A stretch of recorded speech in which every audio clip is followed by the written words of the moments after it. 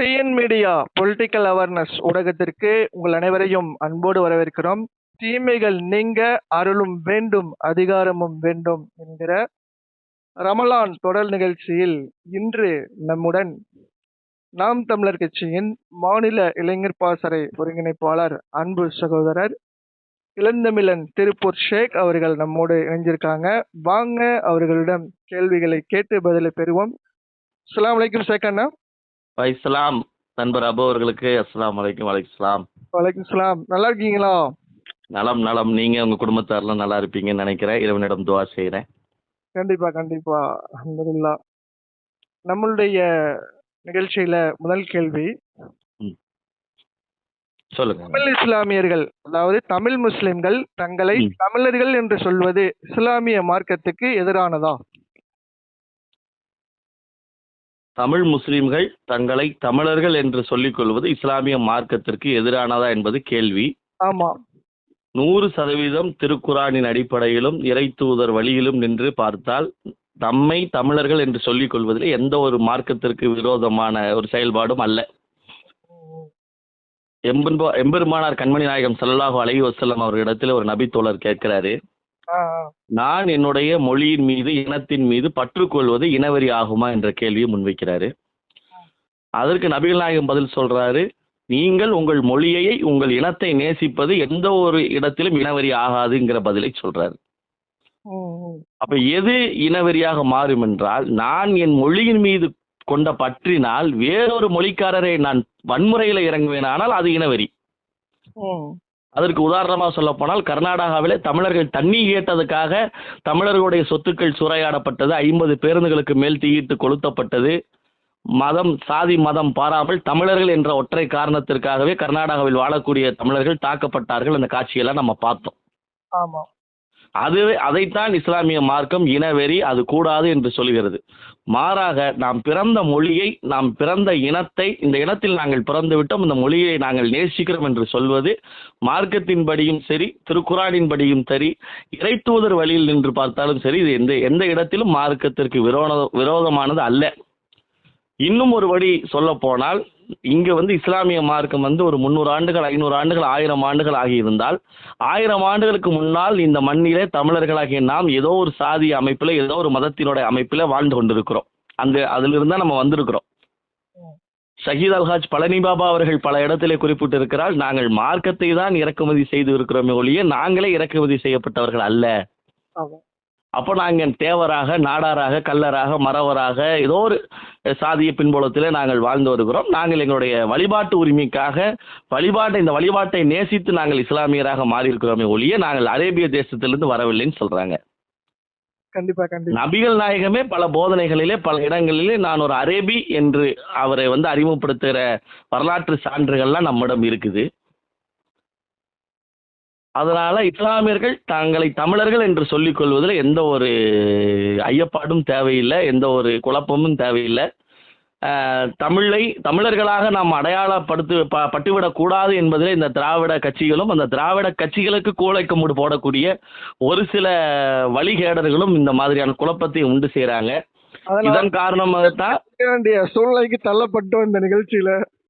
ஆமா ஆமா, இதன் காரணமாகத்தான் அப்ப நம்ம தமிழர்கள் இல்லையோ என்று நம்மளே சிந்திக்க ஆரம்பிச்சிட்டோம். அதனால நம்முடைய எதிரிகள், நேரடி எதிரிகள், நீங்க பாகிஸ்தானுக்கு போங்க, நீங்க ஆப்கானிஸ்தானுக்கு போங்கன்னு சொல்றாங்க. நம்ம இந்த மண்ணின் பிள்ளைகள், இந்த இனத்தை சார்ந்தவர்கள், இந்த மொழியை சார்ந்தவர்கள், இது நம்முடைய மண் என்று சொல்லக்கூடிய பெருமையும் தகுதியும் நமக்கு இருக்குது. இது மார்க்கமும் நமக்கு அனுமதி கொடுத்துருக்குது. இது எந்த ஒரு தடையும் இல்லை. அதனால இஸ்லாமியர்கள் தங்களை தமிழர்களாக முன்னிறுத்துவதில் பெருமைப்படணும். அதுல அது குழம்பிக் கொள்வதற்கு ஒன்றுமில்லை. அருமை அருமை. அடுத்ததாக, தமிழ்நாட்டில் வாழும் இஸ்லாமிய அரசியல் தலைவர்கள் இஸ்லாமிய மக்களுக்கு எந்த மாதிரியான அரசியலை கற்றுக் கொடுத்திருக்காங்க? இஸ்லாமிய தலைவர்கள் என்று இந்த மண்ணில் இப்போ வரைக்கும் ஒருத்தருமே இல்ல. பழனி பாபாவிற்கு பிறகா? ஆமா, அது நான் மறுபடியும் மேற்கொண்டு சொல்றேன். அதாவது நம்முடைய தாத்தா கண்ணியமிக்க காகித மில்லத்துக்கு பிறகு நம்முடைய வீரத்தின் விளைநிலம் ஷஹீத் அல்ஹாஜ் பழனி பாபா அவர்களுக்கு பிறகு இஸ்லாமிய தலைவர்கள்னு சொல்லி ஒருத்தரும் இல்லை. எல்லாரும் அவருடைய வயிறை வளர்த்துக் கொள்வதற்காக ஒரு சீட்டு 2 சீட்டு பெறுவது, தான் ஆட்சி அதிகாரத்தில் இருக்க வேண்டும் என்பதற்காக இஸ்லாமியர்கள் முஸ்லீம்கள் தாடியை வைத்துக்கொண்டு தொப்பியை வைத்துக்கொண்டு தங்களுக்கு என்று ஒரு இயக்கம் தொடங்கி ஒரு சீட்டு 2 சீட்டு வாங்கி கொண்டு அவர்களுடைய வயிறை வளர்த்துக் கொள்கிறார்கள் ஒழிய இவர்கள் இஸ்லாமிய மக்களுக்காக கட்சி நடத்துகிறார்கள் என்றால் 100% இல்லை.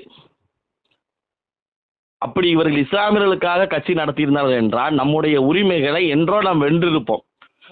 நாம் பல இடத்துல பதிவு செய்து போல கோட்டையை எவனெவனிடமோ கொடுத்து விட்டு கோட்டா கேட்டு பேரணி நடத்தக்கூடிய அவலம் இன்றைக்கு இருந்திருக்காது. இஸ்லாமிய சிறைவாசிகளை விடுதலை செய்யுங்கள் என்று சொல்லி ஒவ்வொருவருடைய மரணத்திலும் நாம் கண்ணீர் சிந்தி அழுது கொண்டிருக்க வேண்டிய நிலை இருக்காது. இன்னும் சிறுபான்மை என்று சொல்லி நம்ம தலையில கொட்டிக்கொண்டே இருக்கிறார்கள். அப்படியான இழிநிலை இன்றைக்கு இருந்திருக்காது இஸ்லாமிய தலைவர்கள் சரியாக இருந்திருந்தால். நீங்க சொல்வது போல இப்ப இஸ்லாமிய சிறைவாசிகள் விடுதலை திமுக ஆட்சியில தான் சாத்தியமாகும் அப்படின்னு சொல்லிட்டு 2021 கொக்கரிச்சாங்க. ஆமா, இன்னை வரைக்கும் அது சாத்தியமாகல. ஆனா இதுக்காக நம்ம இஸ்லாமிய தலைவர்கள் ரோசப்பட்டு இந்த தடவை திமுக கூட்டணியில நாங்க சேர மாட்டோம் அப்படின்னு சொல்லுவாங்களா?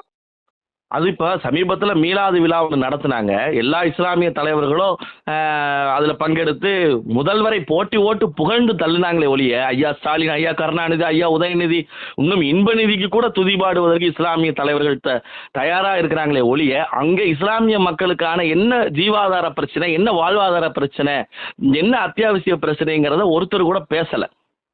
அங்க போய் நின்றுக்கிட்டு இஸ்லாமியர்களின் காவல் தெய்வம் இவருதான், இஸ்லாமியர்களுடைய பாதுகாப்பு அரண் இவருதான், இஸ்லாமியர்கள் இவங்க இல்லாட்டி அதாவது இறைவன் இஸ்லாமியர்களை பாதுகாக்கிறாங்கன்னு சொல்ல ஒருவர் கூட சொல்லல.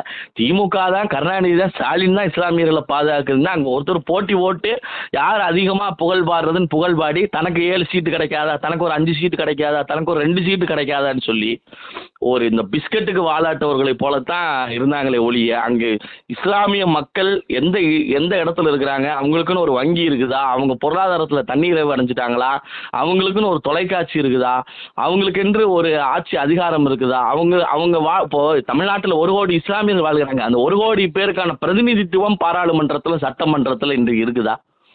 கல்வியில வேலை வாய்ப்புல இஸ்லாமியர்கள் எந்த இடத்துல இருக்கிறாங்க, அவங்களோட பொருளாதாரத்துல எந்த இடத்துல இருக்கிறாங்க? அப்ப அவங்களோட வாழ்வாதார ஜீவாதார பிரச்சனை பற்றி அங்க யாரும் பேசல. நாங்க தான் பெற்று கொடுத்தோம் அப்படின்னு சொல்லி மாத்தறாங்களே. இல்ல என்ன பெற்றுக் கொடுத்துருக்காங்க? 2021 அறைகோல் விடுத்தாங்க. நாங்க ஆட்சி அதிகாரத்துக்கு வந்த உடனே இஸ்லாமிய சிறைவாசிகள் விடுதலை சாத்தியப்படும்னாங்க. ஐயா கருணாநிதி முதல்வராக இருந்தபோது 5 ஆண்டுகள் 6 ஆண்டுகள் சிறை தண்டனை பெற்றவங்க தான் விடுதலை செஞ்சாங்க. ஆனா இன்னைக்கு 25 ஆண்டுகள் 28 ஆண்டுகள் எங்களுடைய மக்கள் சிறையில வாழ்றாங்க, கண்ணீர் சிந்துறாங்க. ஆனா அதையெல்லாம் பார்த்துட்டு ஐயா கருணாநிதி பெற்ற ஸ்டாலின் அவர்கள் விடுதலை செய்யாம இருக்காரு. இந்த தேர்தலையும் அதே வாக்குறுதியை வைப்பாரு. ஆனால் அது அவங்களே மறுபடியும் ஜெயிச்சு வந்ததுக்கு அப்புறம் அவங்களோட விடுதலை பற்றி இவங்களும் பேச மாட்டாங்க. யாரெல்லாம் அவருக்கு கோரிக்கையை முன்வைக்கணுமோ அவங்களும் தனக்கு சீட்டு அதிகமாக கிடைக்கணும், நோட்டு அதிகமாக கிடைக்கணும் தான் எதிர்பார்ப்பாங்களே ஒழிய இந்த மக்களுடைய வாழ்வாதாரத்தை பற்றி இவர்களுக்கு துளியும் அக்கறை இல்லை. அதனால் நான் காயிதே மில்லத்துக்கு பிறகு பழனி பாபா அவர்களுக்கு பிறகு இவர்களை நான் இஸ்லாமிய தலைவர்கள் என்ற இடத்துல வைப்பதற்கு நான் அவமானப்படுறேன், வெட்கப்படுறேன். சிறப்பு. இருந்தாலும் இது நிகழ்கால உண்மையும் கூட. அடுத்தபடியா இஸ்லாமிய அரசியலுக்கும் தமிழ் தேசிய அரசியலுக்கும் உள்ள ஒற்றுமை பற்றி உங்களுடைய கருத்து என்ன? அது ஒரு ஒற்றுமை அல்ல, ஆயிரக்கணக்கான ஒற்றுமைகள் தமிழ் தேசிய அரசியலுக்கும் இஸ்லாத்துக்கும் இருக்குது. சாதாரணமா தமிழ் தேசிய மேடைகள், குறிப்பாக நாம் தமிழர் மேடைகள் எடுத்துக்கிட்டாலே அந்த மேடையில யாரையுமே புகழ் பாடுகிறது கூடாது. ஆமா, யாரோடைய புகழை நம்ம பாடுவதில்லை. இஸ்லாமும் அதுதான் சொல்லுது. நபிகள் நாயகமே நான் வந்தா கூட எந்திரிச்சு நிற்காதீங்க அப்படின்னு சொல்லி சொல்றாரு. அதே தான் இன்றைக்கு நாம் தமிழர் மேடைகள், தமிழ் தேசிய மேடைகள்ல நடக்குது. அதுபோல பட்டாசு என்பது இஸ்லாத்திலே ஹராமா இருக்குது. நாம் தமிழர் கூட்டங்களிலும் மேடைகளிலும் மேடைக்கு பின்பாகம் கூட பட்டாசு வெடிப்பதை பற்றி நம்ம பட்டாசு வெடித்தல் கூடாது என்று நம்ம பேசுறோம். இன்றைக்கு வரைக்கும் அதை கடைபிடித்தும் இருக்கிறோம். அதுபோல மது புகையிலை இஸ்லாத்துல ஹராமா இருக்குது. அதுபோல நாம் தமிழர் கூட்டங்களிலும் சரி, கூட்டத்திற்கு பின்பாகவும் சரி, புகைப்பிடித்தல், மது குடித்தல் போன்றவை நம்ம அதை ஏற்றுக்கொள்வதே இல்லை. அப்படி ஒரு ஆள் நாம் தமிழர் கூட்டத்தில் பங்கேற்கவும் மாட்டாங்க. பங்கேற்றால் உடனடியாக அவர்கள் வெளியேற்றவும் படுவார்கள். அதே போல வரதட்சணை என்பது இஸ்லாத்திலே கூடாது என்று சொல்லியிருக்கிறோம். அதே போலதான் நாம் தமிழர் கட்சியிலுமே வரதட்சணை வாங்க மாட்டேன் என்று உறுதிமொழி அளித்த பிறகுதான் நம்ம நாம் தமிழர் கட்சியில உறுப்பினராகவே நம்ம பல பேர் ஆயிருக்கிறோம், தொடக்க காலத்திலிருந்து இப்போ வரைக்கும். அதுபோல எண்ணற்ற ஒற்றுமைகள் இருக்குது. மாலை போடுவதில், மாலை போடுவதிலிருந்து புகழ் தூதி பாடுவதிலிருந்து இது போன்ற எவ்வளவோ விஷயங்கள் ஒத்து வருது.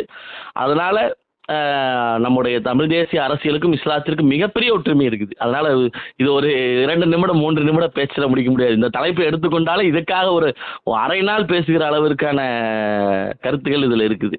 நிச்சயமா அதெல்லாம் நம்ம ஆமா மறுபடியும் தொடர்பு கொள்வோம். உங்களுடைய விரிவான விளக்கத்தை எதிர்பார்த்து மீண்டும் இன்ஷா அல்லாஹ் தொடர்பு கொள்வோம். ஆ, நீங்க சொல்வது போல எந்த ஆட்சியிலும் இந்த சிறைவாசிகள் விடுதலை சாத்தியப்படல. இன்ஷா அல்லாஹ் இந்த 2026ல வரக்கூடிய ஒரு நல்லாட்சியின் மூலமாக இந்த சிறைவாசிகள் விடுதலை சாத்தியப்படும் என்று இந்த ரமலான்ல நம்ம துவா செய்வோம். கட்டாய கட்டாய கட்டாயம் ஆமீனாக்கம் இறைவன். பிப்ரவரி 21 உங்களுடைய கட்சி மாநாடு இருக்கு. அதுக்கு முன்பு பல்வேறு பணிகளுக்கு மத்தியில நம்மளுக்கு நேரம் ஒதுக்கி நம்மளுடைய டிஎன் மீடியா பொலிட்டிக்கல் அவேர்னஸ் வலையொலிக்கு நீங்க கலந்து கொண்டு உங்களுடைய கருத்துக்களை பதிவு செஞ்சதுல மிக மகிழ்ச்சி. நன்றி. நன்றி நன்றி. இப்படி ஒரு வாய்ப்பு கொடுத்த அண்ணன் அபு அவர்களுக்கு மிகப்பெரிய நன்றியை தெரிவிச்சுக்கிறேன். விரைவில் நம்ம எல்லாரும் சேர்ந்து நம்முடைய நல்ல எண்ணங்களை நம்ம சரிப்படுத்துவோம், செய்வோம். இன்ஷா அல்லாஹ். அஸ்ஸலாமு அலைக்கும். வலைக்கும் சலாம் வரஹ்மத்துல்லாஹி.